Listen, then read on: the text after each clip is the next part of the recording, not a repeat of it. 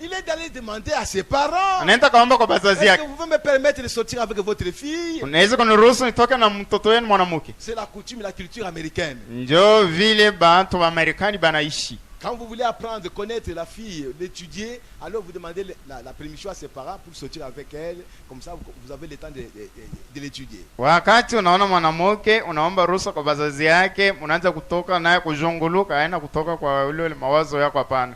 Njia uyue namna kani utajifunza tabia yake. Mais aujourd'hui, Leo hii nini? va voir mon pasteur. Naenda kuona pastori wangu.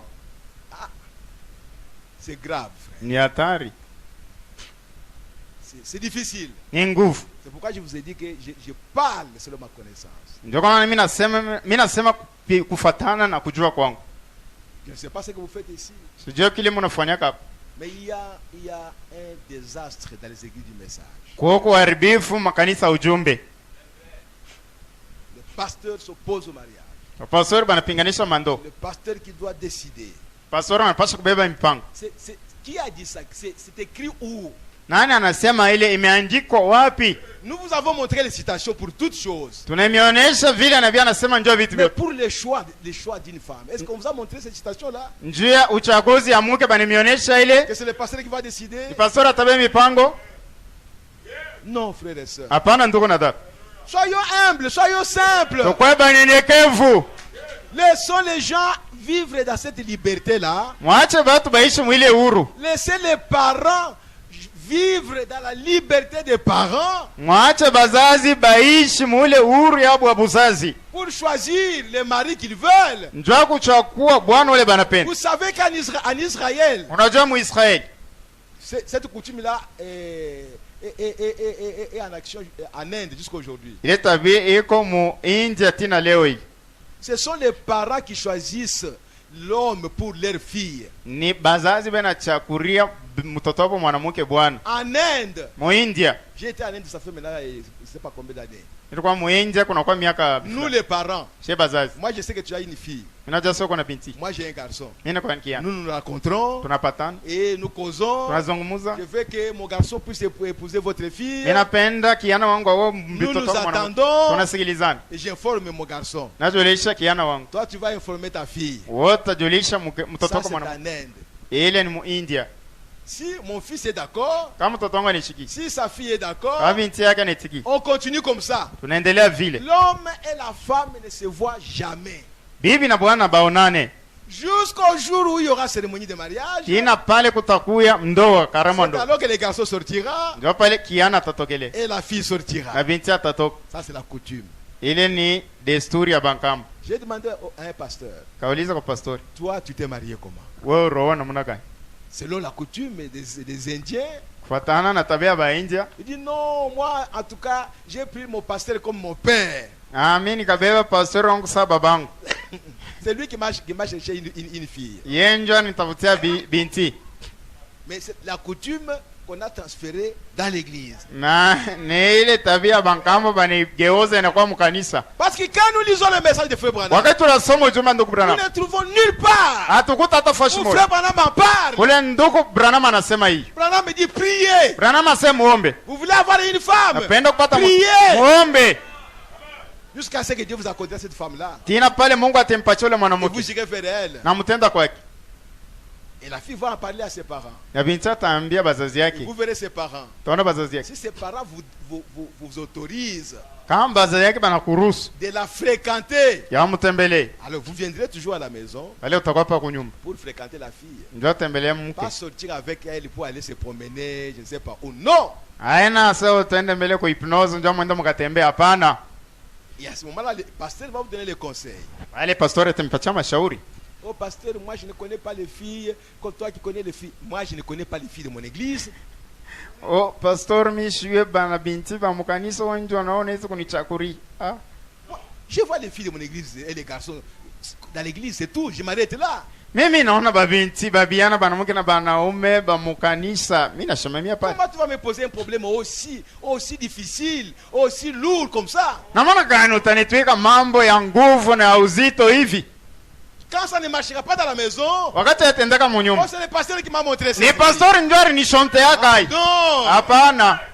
C'est ce qui est arrivé au jardin d'Éden. ndio kilifika mshamba la Edeni. Dieu vient. Mungu anakuja. Adam, pourquoi tu as fait ça? Adamu, kwa nini unafanya hivi? C'est la femme que tu m'as donnée. Ni bibi ule urinipa. La femme que toi tu m'as donnée. Moi j'étais seul. Mungu mimi nilikuwa peke, bibi ule La urinipa. femme que tu m'as donnée. Mwanamke C'est ule urinipa. elle qui m'a amené à faire ça. Yeye ndio ananifikisha kufanya hii. Et Dieu a dit fini maintenant. Mungu anasema kunaisha. Si tu veux maintenant avoir une femme, Kama unapenda kupata mke, toi-même tu dois faire les choix. wewe pia unapaswa kufanya uchaguzi. Comme ça tu vas te prendre à toi-même. Wewe vyote vitakufikia, Si tu vumilia. fais un mauvais choix, Kama unafanya uchaguzi tu vas mbaya, te prendre à toi-même. wewe ile ni mambo yako peke. Le frère Branham a dit, Ndugu Brahma anasema, si tu sais kama unajua que cette fille est mauvaise binti ni mbaya et que toi tu l'épouses quand même na unamuoa hata vile parce qu'elle est jolie, kwani kwa mrembo, tu vas te prendre à toi-même jusqu'à la fin de ta vie. wewe utaingia mugestemane yako tina kumwisho ya maisha yako. Même si les choses ne marchent pas dans la vie, Hata vitu viendeke mu tu maisha, dois rester avec elle wewe unapaswa kubaki naye. parce que tu l'as choisie. Kwani Tu ulimchagua, savais qu'elle était mauvaise. unajua sasa ni Et toi, mubaya, tu l'as prise quand même en mariage. wewe unamuoa hata vile. Voyez frères et sœurs, Mwana ndugu na dada, nous devons prier. napaswa kuomba, Vous devez prier. napaswa kuomba. Oh, c'est merveilleux. Oh, ni ya furaha. Frère Branham me dit dans le choix d'une épouse Ndugu Brahma anasema uchaguzi ya bibi harusi, que vous devez choisir le caractère. munapaswa kuchagua tabia. Vous devez choisir le caractère qui est dans la fille. Napaswa kuchagua tabia iko mubinti. Est-ce que vous avez déjà bien lu cela? Unaisha kusoma ile mzuri, Ce n'est pas le caractère de la femme que vous allez chercher. haina tabia ya mwanamke unaenda katafuta, C'est ton caractère à toi l'homme ni tabia yako mwanaume que tu vas chercher dans la fille. ile wote enda katafuta Ce mubinti. n'est pas son caractère à lui. Haina tabia yake, Ton caractère à toi. tabia yako we. Lisez bien le choix d'une épouse. Musome mzuri uchaguzi ya bibi harusi. Tu dois voir ton caractère dans la fille. Wewe unapaswa kupata tabia yako ndani ya mke. Si la fille n'a pas ton caractère à toi, Kama mke ule unachukua na ne tabia yako, l'épouse pas. ushimuowe.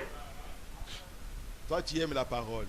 Wewe unapenda nini? Elle n'aime pas la parole. Yashipende nini? Ne l'épouse pas. Ushimuowe.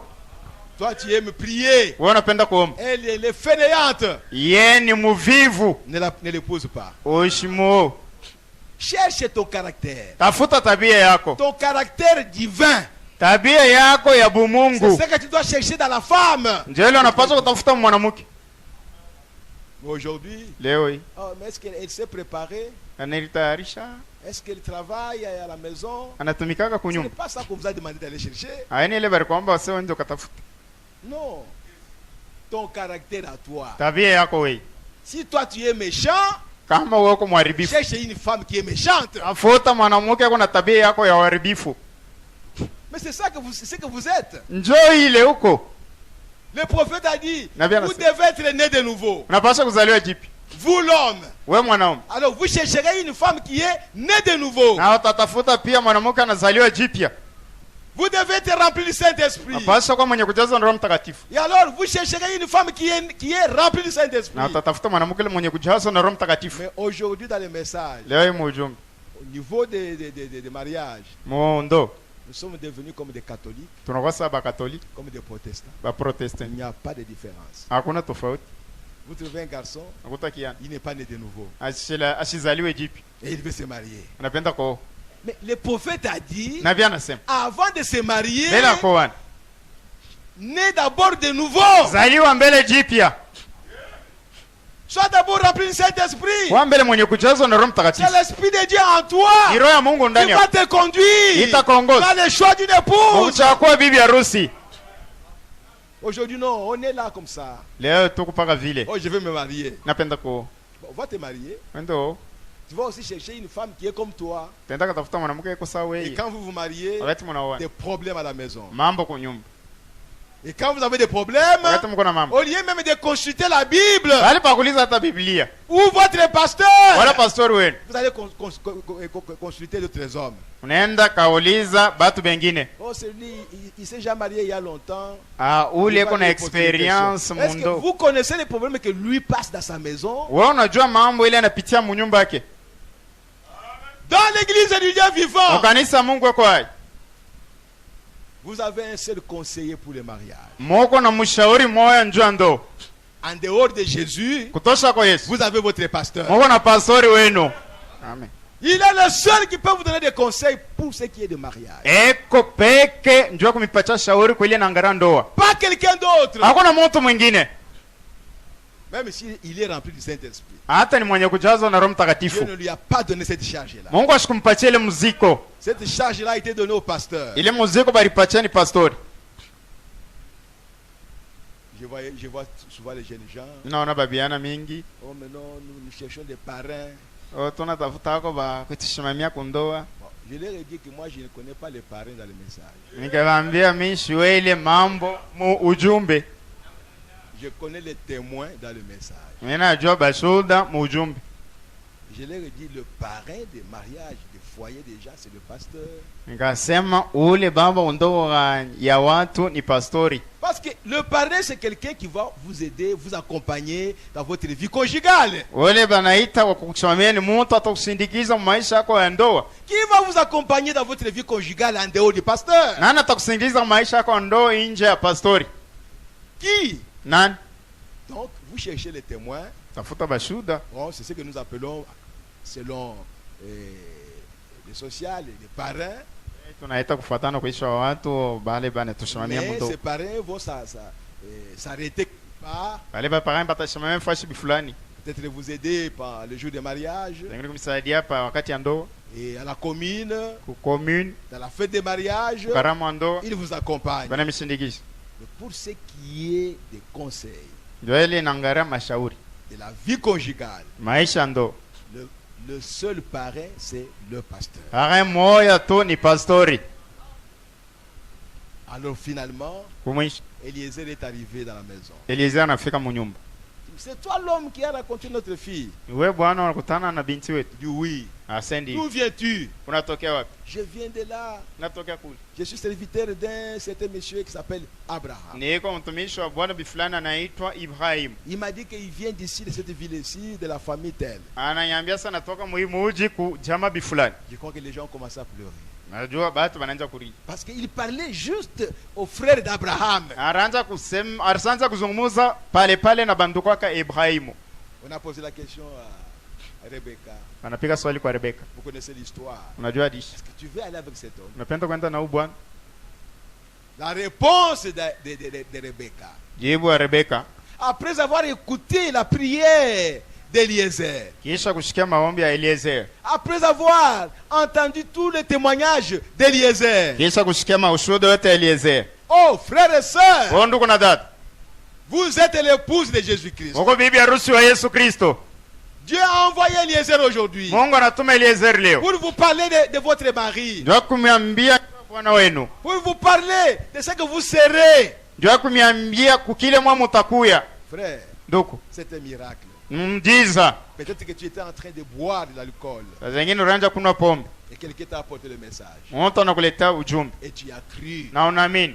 Tu n'avais pas pensé à cela hier. Hawezi kuwaza kwa ile jana Et tu crois aujourd'hui na unaamini leo. qu'il y a un ciel qui existe. Kiasi kuko mbingu Tu inaishi. crois aujourd'hui Unaamini leo. que Jésus-Christ revient bientôt. Ya kusema Yesu Kristo anarudi Tu sasa. crois aujourd'hui Unaamini leo. que tu dois te préparer. Utaitayarisha. Tu crois aujourd'hui Naamini leo. avec tout ce que Dieu a fait. Na vyote Mungu anafanya. Avec Branham. Na Branham. Tu crois que c'est Dieu qui l'a envoyé. Sema Mungu ndio Tu anamtuma. as cette assurance-là. Uko na ile Tu as hakikisho. cette conviction Uko na ile que ce hakikisho. message est la vérité. Ya kusema ujumbe ni ukweli.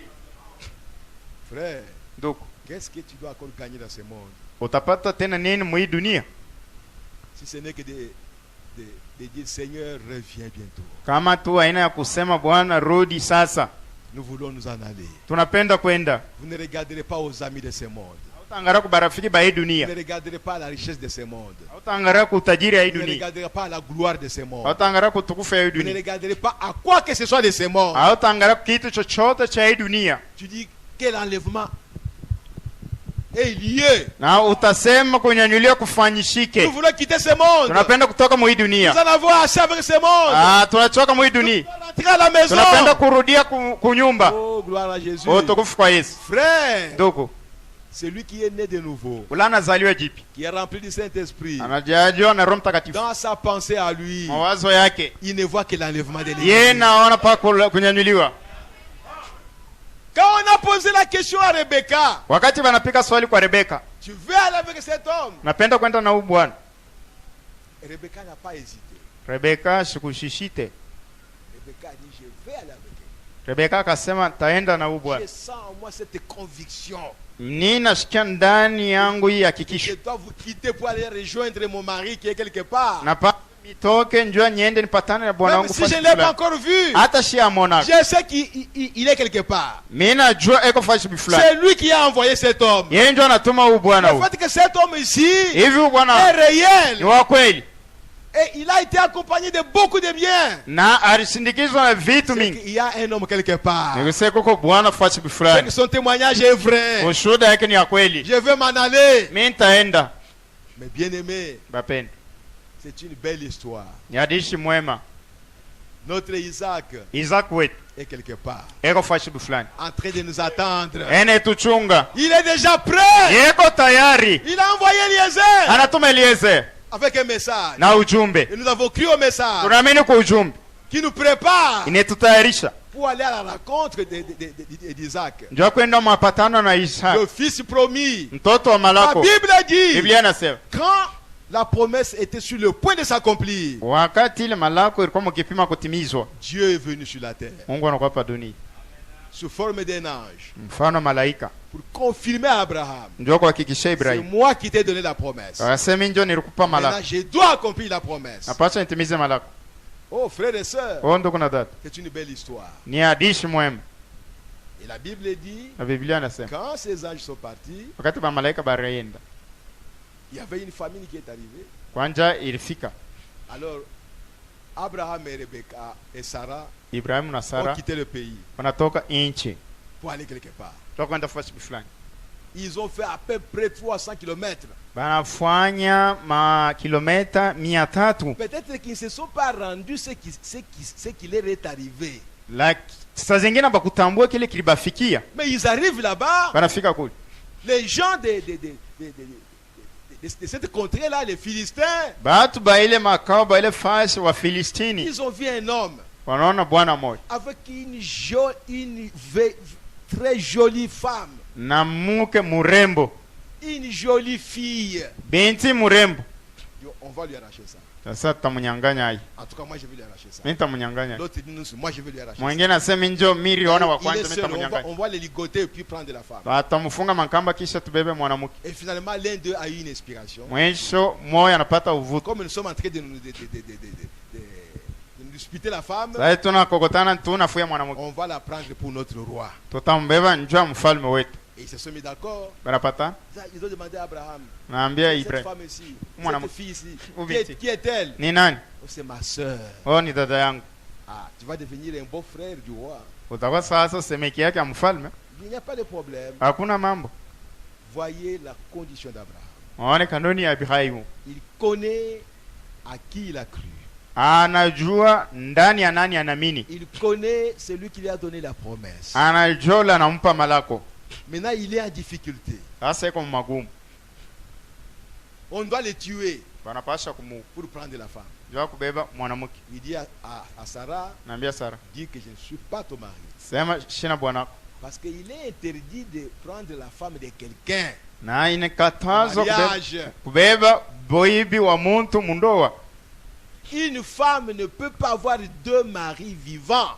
Mwanamke asiwezi kuwa na babwana bawili benaishi. Il faut que le mari meure Napasha bwana akufe. pour que cette femme soit dégagée de la loi. Ndio yule mwanamke atoke chini ya sheria ile. Alors si Sarah disait qu'elle était la femme d'Abraham, Kama Sara alisema yeye ni mke wa Ibrahim, pour que le roi la prenne, ndio mfalme amchukue. Abraham devait mourir. Ibrahim alipaswa kufa. Abraham craignait la mort. Ibrahim anaogopa lufu. Il a dit à Sarah, dis que tu es ma soeur. Anaambia Sara, uko dada yangu, Comme ça tu vas me sauver la vie. hivi utanyepusha maisha. Même si tu deviens sa femme. Hata unakuwa bibi yake, Mais néanmoins, je serai quand même vivant. hata mimi nitakuwa mjima. Tu penseras à moi, tu vas commencer à m'envoyer de la nourriture pour manger. Utawaza kwangu, utaanza kunitumisha chakula njoo kulia. Amen, amen. On a pris une belle maison. Banavea nyumba On nzuri. a installé Abraham. Banamweka Ibrahim. On a équipé la maison très bien. Banaweka vyote vya nyumba nzuri. Le beau-frère Oh, c'est du roi Abimelech. wa mfalme Abimeleki. Peut-être qu'on a mis les gardes de corps là-bas. Wengine banaweka bajier kuli. On a amené Sarah Analeta Sara. au palais, frère et soeur. Oh, kunyumba mfalme ndugu na dada. Abandonné. Nye kuachiliwa. On lui a préparé une chambre. Anamtayarisha nyumba kula. Voici ton lit. Tazama kitanda. Tu es la femme du roi. Uko mke wa mfalme. Annelle, elle savait Ndani yake alijua. qu'elle était la femme d'Abraham. Hakuwa mke wa Ibrahim. Que Dieu leur a donné la promesse. Mungu aliwapatia malako. Qu'ils ont vu 3 anges qui sont venus les visiter. Banaona ba malaika tatu wanakuwa Il y a batembelea. un ange qui a donné la promesse. Huko malaika mwana analeta Il malako. a discerné les secrets de son cœur. Anatambua mawazo ya moyo wake. Il a dit, Seigneur, Anasema je Bwana, m'attends à toi. nategemea kwako. Parce que tu es Dieu. Kwani wewe uko Mungu. Oh frères et sœurs, Kwa ndugu na dada. nous devons compter sur Dieu. Tunapaswa kumtumainia Mungu. Peu importe la situation, Ipo mambo gani? comptons sur Dieu. Tumainia Mungu. Attendons-nous à Dieu. Tegemea Et Mungu. nous verrons la gloire de l'éternel. Utaona utukufu wa milele. Même si on amène les fusils jusqu'ici, Hata banaleta masilati na on va te tuer aujourd'hui. tutakuwa leo. Ne regarde pas ces gens. Ushangalie kwa wale bantu. N'aie pas peur. Usiogope. Regarde à Dieu. Angalia kwa Mungu. Il est capable Uliyeko na de kipi? changer la situation. Ya kubadilisha mambo. Oh frères et sœurs, Oh ndugu na dada. là où était Abraham, Ule ulikuwa Ibrahim. peut-être il priait. Sasa ina anaanza Seigneur, Bwana. tu m'as donné la promesse. Unanipa malako. Ça fait maintenant 25 ans. Unakuwa miaka Tu 12 es na venu tano. nous visiter. Unakuwa kututembelele. L'ange de Dieu. Malaika wa Mungu. Tu m'as dit Ukiniambia. l'année prochaine, Mwaka à ijayo. cette même époque, Kisa mama. tu reviendras. Utakuja. Moi et Sarah, nous aurons un enfant. Mimi na Sara tutapata mtoto. Voici maintenant, Seigneur. Sasa zama On va sasa. arracher Bananiambia. Sarah. Sarah. Je suis seul ici. Niko peke yangu. Comment nous aurons un enfant? Maana nitapata mtoto.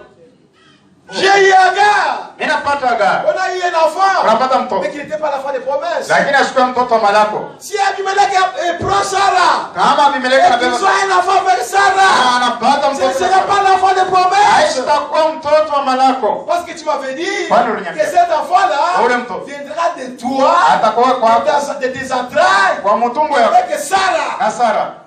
Là où il était, il priait le Seigneur. Kula alikuwa inaomba Bwana. Dans la chambre où était Sarah, il priait le Seigneur. Munyomba mlikuwa Sara anaanza Oh kuomba. Dieu, qu'est-ce qui nous arrive? Kwa hiyo Mungu ni kitu gani tufikia?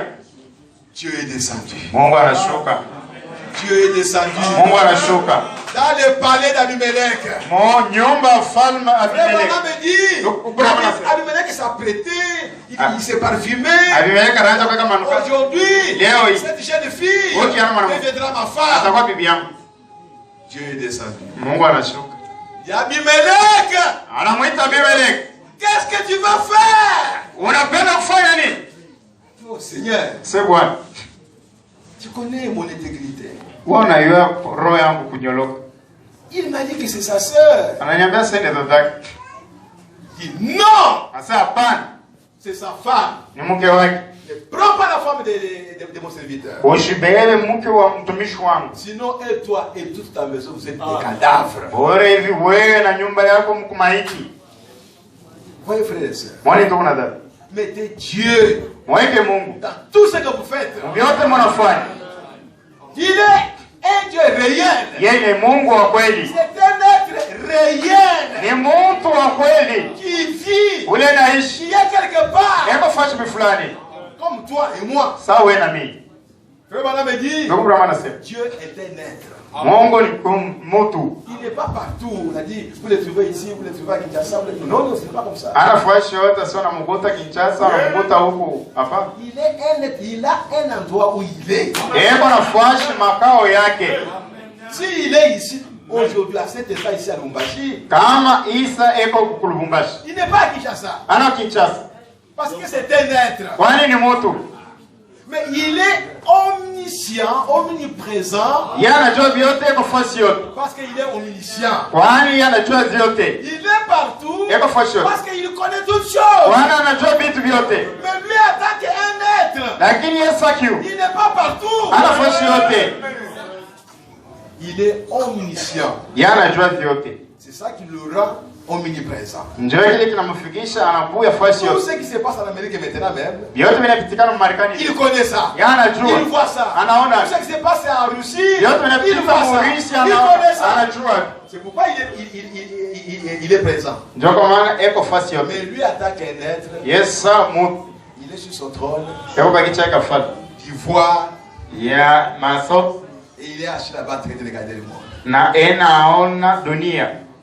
Mais quand Abimelech voulait aller prendre Sarah, Wakati Abimeleki alipenda kwenda kuchukua Sara, Dieu lui-même est descendu. Mungu yeye peke anashuka. Il n'a pas envoyé un ange. Asikutuma malaika. Lui-même Yeye peke. dit c'est la femme de quelqu'un d'autre. Donc c'est ni bibi wa mtu. Rends-lui sa femme Umurudishie mke wake. et va le voir. Na wende mwana. Il va prier pour toi. Atakuombea. Oh non, il m'a menti. Kwa C'est Bwana menteur. ananiganda ni mwenye uongo. Ces menteurs-là Ule mwenye uongo. doivent prier pour toi. Anapaswa kuombea. Sinon, Bure. il n'y a pas moyen que tu vives. Hakuna namna uishi. Va voir ces menteurs-là. Wende uone ule mwenye uongo. Il prie pour toi. Akuombea. C'est mon serviteur. Ya mtumishi wangu. Mes bien-aimés frères et sœurs, Bapenda bandugu na badala. le problème de Dieu est compliqué. Mambo ya Mungu ya mvuruko njua watu. Toi, tu peux voir un mal Wanaweza kuona kubaya. que Dieu ne voit pas. Ile Mungu asione. Oui, frères et sœurs. Wana ndugu. C'est très compliqué. Ni vya nguvu. Très compliqué. Ya nguvu sana. Combien de fois Abraham a menti? Rangapi Ibrahimu alila. Mais Dieu était toujours avec lui. Lakini Mungu alikuwa paka naye. Parce que dans ces mensonges-là, Kwani mwenye bongo. Dieu décrivait une histoire. Mungu anaanza kuonesha hadithi fulani. Oh mon père, Oh baba, voici du bois. tazama Voici le mkono. couteau. Tazama kisu. Voici le feu. Tazama moto. Mais où est le bélier? Oh kondo iko wapi? Abraham va mentir maintenant. Ibrahim sasa anana. Dieu pourvoira. Mungu atatayarisha. Mais il sait qu'il va tuer son enfant. Anajua sana nenda kwa mtoto wake. Bien aimé, Wapenda. ne raisonnez pas avec Dieu. Msifikiri tu ya Mungu. Dieu n'est pas un homme. Ne le mets pas à ton niveau ici d'homme. Wewe usimweke kwa kipimo yako ya C'est Mungu. un être infini. Yeye ni Mungu ana mwanzo na mwisho. Mungu atusaidie. Nous sommes l'épouse de Jésus. Tuko bibi harusi ya Yesu Kristo. Nous sommes mariés à Jésus. Tumeolewa kwa Yesu. Qui est la parole de Dieu. Mwenye kwa neno la Mungu. Et l'apôtre Paul a dit, Mtume Paulo c'est anasema le mariage naturel, ndoa mwili c'est une image ni picha tu du véritable mariage. ya ndoa ya kweli. Quand nous célébrons le mariage ici, Wakati tunatoa ndoa c'est une image ni picha du tu véritable mariage. ya ndoa ya kweli. Et tel que nous sommes là, Hivi tuko. l'apôtre Paul a dit, Mtume Paulo je anasema vous ai fiancé à un seul époux, nilichumbishwa kwa bwana harusi moja. comme une vierge. Sawa bikira. Notre mari est jaloux. Bwana wetu eko na wivu. Notre époux est très jaloux. Bwana wetu harusi eko na Il wivu. ne veut pas que nous puissions marcher et avec la parole et avec les coutumes. Asipende kutembea pamoja na neno na madesturi ya Wankambo. Ne mélangez pas votre intelligence avec la parole de Dieu. Usachanga akili yenu kumutu na neno la Mungu. Ou c'est la parole de Dieu, Wala ni neno ya Mungu. restez avec la parole de Dieu. Bakiana neno ya Mungu. Ou c'est votre intelligence, Wala ni akili yako. allez-vous avec votre intelligence. Weende na akili yako. Mais nous voulons la parole. Sisi tunapenda nini? Pourquoi Josué a dit, Bwana Yesu akisema, si vous voulez aller adorer les dieux des Égyptiens, kama unapenda kwenda kabudu ba Mungu ba Misri, les dieux des catholiques, ba Mungu ba les Katoliki, protestants, ba Protestant, les de Jéhovah, ba Tekaticho, na wale allez adorer. mwende mwabudu wa Mungu, hakuna mambo. Mais laissez-moi tranquille. Niache kimya. Et il a même ajouté aussi, Anaongeza, si vous voulez adorer les dieux des Amoréens, les Cananéens, kama unapenda kuabudu mwabudu ba Mungu ba Mola na Wakana, frères et sœurs, ndugu na dada, vous n'êtes pas venus ici amkuye hapa pour écouter un frère, ndio kushikia ndugu, pour écouter une sœur. kushikia dada. Vous êtes venus ici pour écouter Dieu. Amkuye hapa ndio kushikia Mungu. Faites attention. Mkebe yangu. Quand vous écoutez un frère, Wewe unashikia ndugu. quand vous écoutez une sœur, Wewe unashikia dada. qu'est-ce qu'il a fait de vous rapporter? Yeye anakuambia nini? Ce n'est pas la parole de Dieu. Kama neno neno. Repoussez-le. Umutupe mbali. Mwandame. Telle personne m'a bousculé. Ataka kwambia pastor dada bifulani tu bifulani ananisukumu. La première question que le pasteur va poser, Swali kwanza pastor atamuuliza. qu'est-ce que toi tu as fait Wewe ufanya nini? pour qu'il te bouscule? Ndio usukumu. Voilà ce qu'il m'a dit. Quand j'ai commencé à lui parler de la politique, alors il m'a bousculé. Notre politique, c'est la parole de Dieu. C'est parler de notre royaume. Nous avons un bel royaume. Le message de Dieu est plein de grandes choses, de bonnes choses. C'est regrettable. Chaque fois qu'on trouve un frère avec un frère en train de parler, c'est seulement des choses de ce monde ici. Pas de la parole de Dieu. Quand nous avons pris ce message, quand on se rencontre, on ne parlait pas d'autre chose. On se partageait ce que moi j'ai lu dans la brochure. C'est là-bas la connaître ce qu'il a dit. C'est là-bas la connaître ce qu'il a dit. C'était seulement comme ça.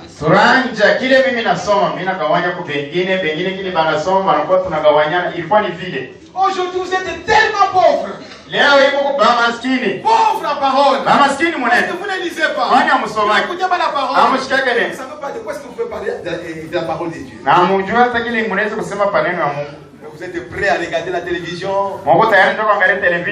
Des heures et des heures.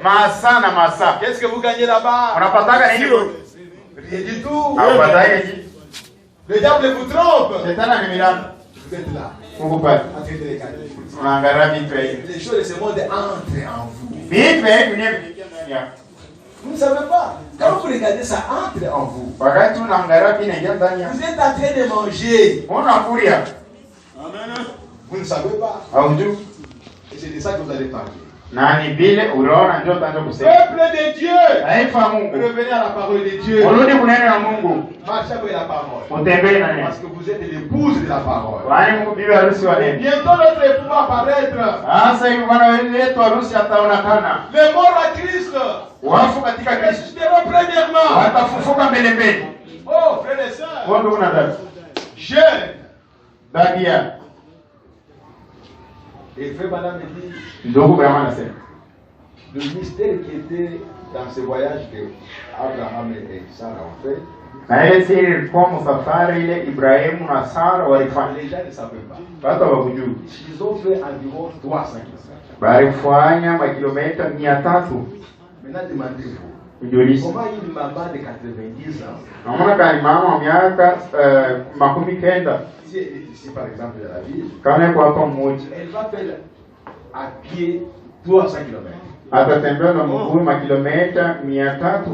quand on regarde bien, ce n'est pas possible. Deuxième chose, comment une maman de 90 ans peut être enviée, convoitée par le roi? Banezi kumutamania bamupende sana muke kwa mfalme. C'est pas possible. Haiwezekani. Mais qu'est-ce qui est arrivé alors? Ni kitu anikifika. C'est que Sarah et Abraham sont devenus jeunes. Quand ils ont été visités par cet ange-là, parce qu'ils attendaient l'enfant de promesse. Avant de recevoir cet enfant, Abraham et Sarah devaient se rajeunir. C'est pourquoi quand on a vu Sarah, on a vu une belle fille. Mais elle n'est pas morte depuis ressuscité, non. En elle, elle avait toujours ses 90 ans. Mais elle est devenue jeune. Et frère Bana me dit, l'église aujourd'hui est en train d'attendre le fils promis. Et le fils promis, c'est le Seigneur Jésus-Christ. Et avant d'aller le rencontrer, l'église doit devenir jeune. Parce qu'ils sont morts, ils doivent ressusciter jeunes. Nous qui sommes vivants, nous devons être changés avec les deux. Jeunes. Alors ensemble, nous irons à la rencontre du Seigneur Jésus. Oh, merci Seigneur Jésus. Nous arrivons à la fin de la chose. Parce que nous sommes avec deux jeunes gens là-bas qui veulent se marier. Ils se sont vus. Wanaonana. Ils ont prié. Wanaomba. Ils se sont rencontrés. Wanapatana. Et ils se sont dit, bon, maintenant nous sommes capables de nous marier. Sasa babeli pango basi tuko mtimu ya kuoana. Ils ont vu que le caractère est compatible. Wanaona akusema matabia yao inapatana. Oh, mes frères. Oh, bandugu yangu. Que Dieu nous aide. Mungu atusaidie. Et nous allons les bénir ce matin. Babariki asubuhi. Pour accomplir les Écritures. Ndio batimize maandiko. Avant d'arriver à la cérémonie de mariage, Bila kufika mkubariki kwa ndoa. je vais lire une écriture. Tasoma andiko moja. Je suis dans Genèse chapitre 2. Niko Mwanzo sura ya pili. Vous pouvez vous asseoir. Unaweza kukaa. La Bible dit ceci. Biblia. L'Éternel Dieu dit, il n'est pas bon que l'homme soit seul. Wa milele Mungu akasema haina vema mume akwe peke. Je lui ferai une aide semblable à lui. Tamfanyia kiumbe kenye kufanana naye. Je vais aller au verset 21. Makumi mbili na moja. Alors l'Éternel Dieu fit tomber un profond sommeil sur l'homme. Naye wa milele Mungu akaweka mwanaume muusingizi mkuu. Il s'endormit. Akalala. Il prit une de ses côtes. Akachukua moja ya bavu yake. Et referma la chair à sa place. Akarudisha nyama pafasi yake. L'Éternel Dieu forma une femme de la côte qu'il avait prise de l'homme. Wa milele akatunga mke kupitia bavu alitosha ndani ya mume. Et il l'amena vers l'homme. Akamleta mbele ya mume. Et l'homme dit, Mume akasema, voici cette fois celle qui est os de mes os, tazama imara ule mwenye kwa mfupa kwa mifupa la yake chair de ma chair.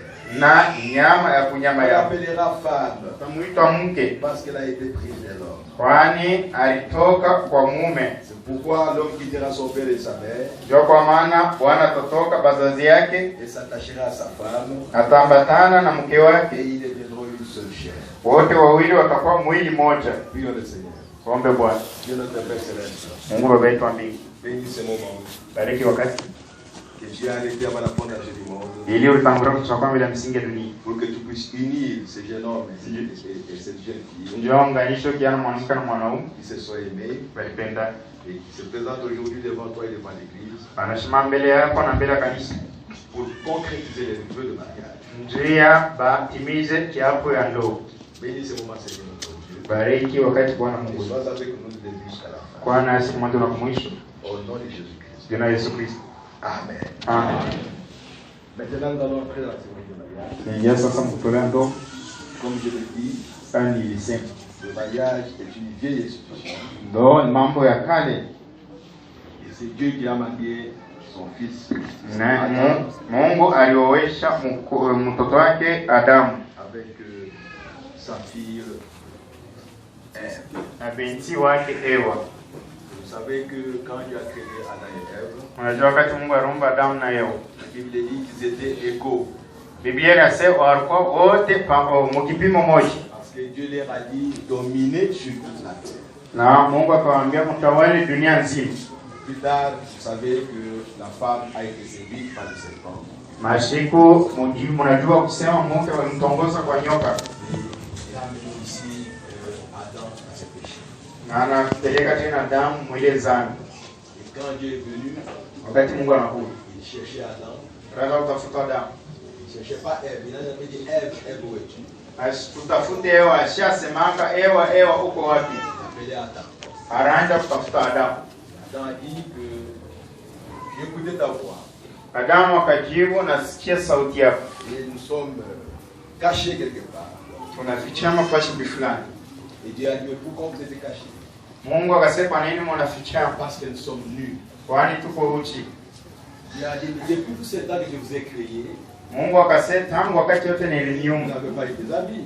mwamkuwa na Vous mavazi, avez toujours été nus. nikalala mpaka uchi. Qui vous a appris aujourd'hui Nani amefundisha leo? que vous êtes nus? Akasema mko uchi.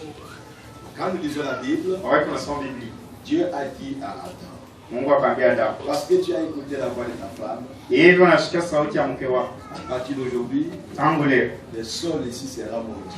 hii udongo italaniwa Et tu vas trouver ton pain de chaque jour na utapata mkate yako wa kila siku par la sueur de ton front. kupitia yasho ya kuuso yako.